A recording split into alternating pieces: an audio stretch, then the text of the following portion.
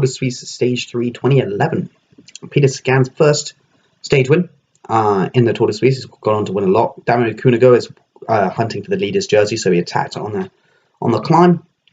And then now descending into the ski resort Grindelwald. It's a pretty technical descent, very narrow road, single track as you can see, a little bit of moisture on some of the corners as well. Really a descent that you wouldn't want to be going full gas with a Peter Sagan raging down your raging behind you, and that is what Damiano Cunego has. And he takes some very odd lines, but he just seems to have huge balls really, and just makes every corner quite quickly. So 7k to go, this is going to fly, but you can see in second wheel, hunting him down is the young Peter Sagan. I believe this is his first year on the World Tour, potentially second year on the World Tour. But anyway, he obviously come back from mountain bike background. I think he's won the Junior Cyclocross Championships, so he's come second in that. So, you know, he knows how to handle a bike for sure. But look, now here, he catches the motorbike. And this motorbike now should pull over and let him go past. Like, the motorbike, in my opinion, here is completely out of order. Because Sagan, look how much distance he's gaining on the motorbike. Like, the motorbike surely should just pull over to the grass here.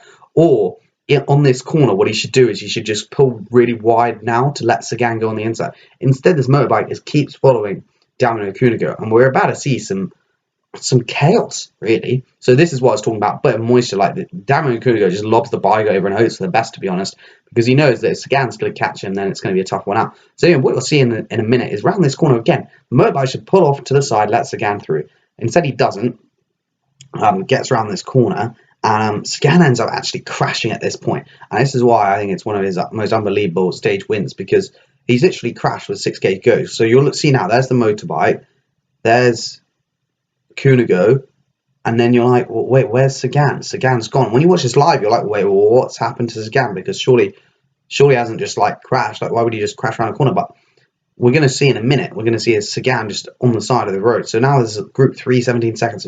But Cunego is just absolutely mental. Like, he's a bit of moisture there, just goes full around every corner. And yeah, as you can see, it's a technical descent. He just seems to sort of be a bit gingerly. Like, he's not properly, like, he's leaning the bike over, but he's not probably getting bold. Like, if you watch some of the descenders like Nibali, like, he probably gets his body as low as possible. Or some of the more cautious people sort of lob their leg out, but aren't as sort of through the corners, if you know what I mean. Like, they're not properly, like, really descending. I mean, he is good descender, clearly. I mean, like, if you're holding off Sagan and stuff, that's not too shabby. But you can see here that Sagan comes a cropper. I believe him, or he clearly must have. Well, I don't know if, is that Cunego who overtook him? So did he overtake Cunego and then Cunego went by him? I don't quite know. It's very hard to tell. But actually, no, sorry, that was a different, like, that was, I think, was Lawrence 10 Downs potentially. And then we also got Fuglsang behind as well, but we'll see them in a minute. So I think at the moment we still have Cunego out front. It's very hard to figure out because his commentary is French. My French is all right, but it's not top qual. And the Cycling News report is a bit useless from back then as well. So these roads, you know, is a lovely place to ride. I've skied here before, but never ridden a bicycle, but it looks tremendous. So we've got Cunego almost decking it on one of the corners. The French comes like, oh la la la, and it was exactly the sentiments that I echoed, because it was a very, very worrying moment. But Cunego won a Giro. He's a good lad. I mean, I don't know, he could have maybe achieved more, but in my opinion, if he went to a different team, Lapper and Reed obviously were pretty good at turning out results, but I feel like he then went to Pro Conti team in Italy. It was Nipovini Fantini or whatever, one of those. They change names every season, but he went to that team and then didn't really achieve too much. So you can see, getting back to Sagan, is coming back now, so he's crashed. I think he must have overtaken the other person. He's now apparently 21 seconds behind the leader, but I think he could be a fair bit closer. And then behind that, you've got a big gap for Lawrence 10 Downs and Jakob Fuglsang. So here is Lawrence 10 Downs riding for Rabobank, and we're about to see Jakob Fuglsang. There's another ex-mountain biker, pretty successful, I believe. I think he might have got, I heard he got a silver in the 2012 Olympics, but I think that could have been 2008, or maybe that was JC Pro. But anyway, all I know is he is a good mountain biker, and the lad came from mountain biking and can descend. So we do love to see it. But this is what road bikes used to look like. Not really any aero benefits, just a rim brake bike, skinny climbers going full up climbs, which is, to be fair, is all what we all ever want to see. That car needs to get out of there. Sorry, doing a bit of Colton Kirby there, shouting at motorbikes, because that is his favourite hobby. Bit of technical features in the road. But 3k to go. Cunego is absolutely flying down the descent. But there he is.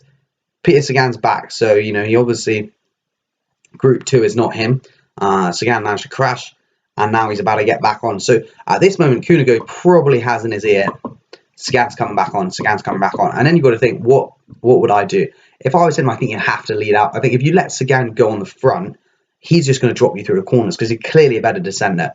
You don't want to let him come through because he'll force energy out of you. So you almost want to block him from coming through by taking, sort of going on the inside and then pulling out and really making sure that you lead it down. Because to be fair, he's also going for GC as well. So that's the main importance of the thing. I think he finishes the overall or something. Levi Leipheimer, I believe, won.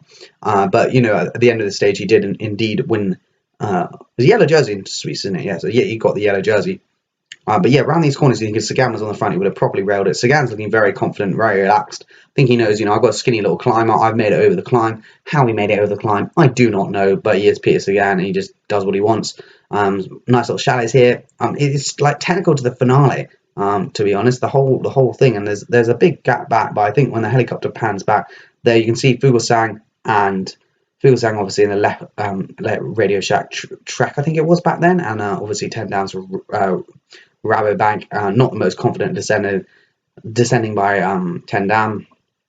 Fuglsang railing, but like you can see here, like he's not messing around Kunago. He doesn't know how to descend. I think it's just Sagan's, a couple percentage points better, which out of every corner, especially on a very technical and sort of sketchy descent, is interesting. Like here, he sort of almost gaps him out of the corner a little bit.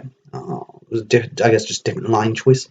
But coming into 1.7k to go, I mean, all you got to know is that the finale is very technical because we're in Swiss and they like to have corners in the last couple hundred meters.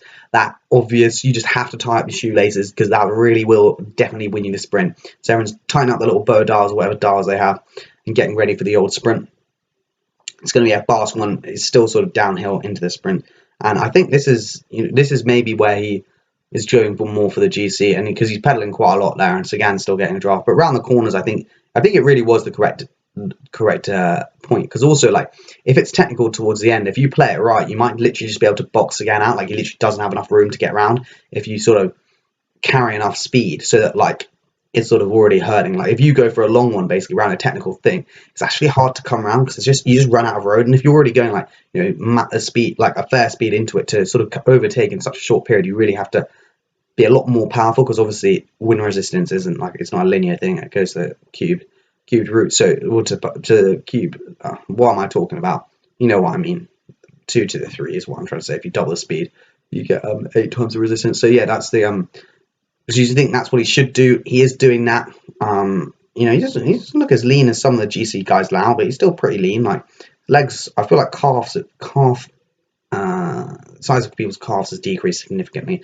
So Sagan's looking pretty lean. 300 meters to go, leading him out. I mean, this is where you think it's always going to be a tough one, isn't it, with Peter Sagan on his wheel. Sagan with a classic helmet, nice old glasses, just comes him on the inside. This is just, I think that's too easy. Shouldn't allow him on the inside. And then you see what I mean? Like, it's quite technical. There's no way you're going to be able to come around at the end. So I think if Kunago had played that slightly better, I reckon he could have had him, because like Sagan came up on the inside, but I think genuinely Kunago could have had it.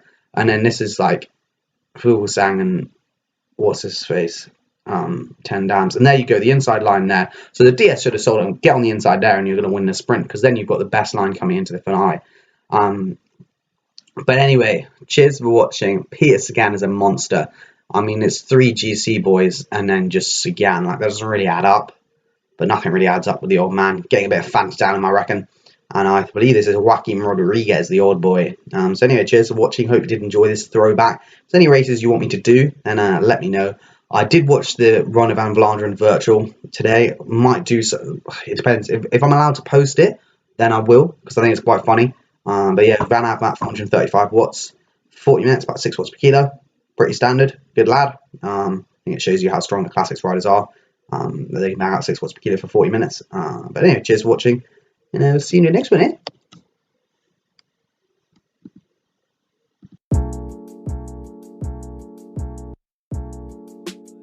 La fin de ce sprint final, il s'est glissé dans un trou de souris. Il n'a pas hésité, il n'a pas eu peur. C'est vrai que quel démarrage spectaculaire. C'est le tarif, mettons 4 secondes, 30 km, ça fait 2 minutes. Donc là c'est limite. Donc Damiano Cunego ne peut pas s'endormir sur les acquis.